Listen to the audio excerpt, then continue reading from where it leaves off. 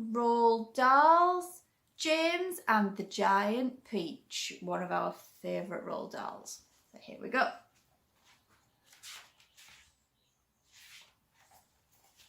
Chapter 1.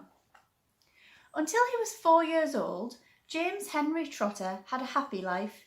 He lived peacefully with his mother and father in a beautiful house beside the sea. There was plenty of other children for him to play with, and there was a sandy beach for him to run about on, and the ocean to paddle in. It was the perfect life for a small boy. Then one day, James' mother and father went to London to do some shopping, and there a terrible thing happened. Both of them suddenly got eaten up, in full daylight mind you, on a crowded street, by an enormous, angry rhinoceros which had escaped from London Zoo. Now this, as you can well imagine, was a rather nasty experience for two such gentle parents, but in the long run it was far nastier for James than it was for them. Their troubles were over in a jiffy. They were dead and gone in 35 seconds flat. Poor James, on the other hand, was still very much alive, and all at once he found himself alone and frightened in a vast and unfriendly world. The lovely house by the seaside had to be sold immediately, and the little boy, carrying nothing but a small suitcase containing a pair of pyjamas and a toothbrush, was sent away to live with his two aunts. Their names were Aunt Sponge and Aunt Spiker, and I am sorry to say that they were both really horrible people.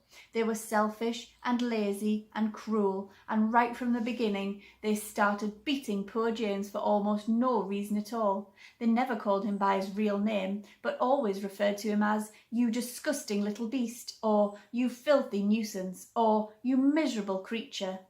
And they certainly never gave him any toys to play with or any picture books to look at all. His room was bare as a prison cell.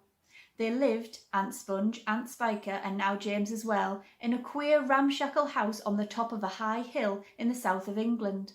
The hill was so high that from almost anywhere in the garden James could look down and see for miles and miles across a marvellous landscape of woods and fields, and on a very clear day, if he looked in the right direction, he would see a tiny grey dot far away on the horizon, which was the house that he used to live in with his beloved mother and father. And just beyond that he could see the ocean itself, a long thin streak of blackish blue, like a line of ink beneath the rim of the sky.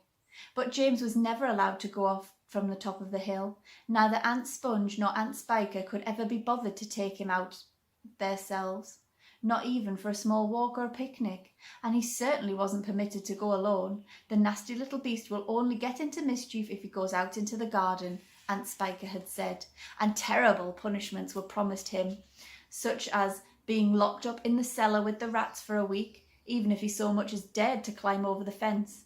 The garden, which covered the whole of the top of the hill, was large and desolate, and the only tree in the entire place, apart from a clump of dirty old laurel bushes at the far end, was an ancient peach tree that never gave any peaches.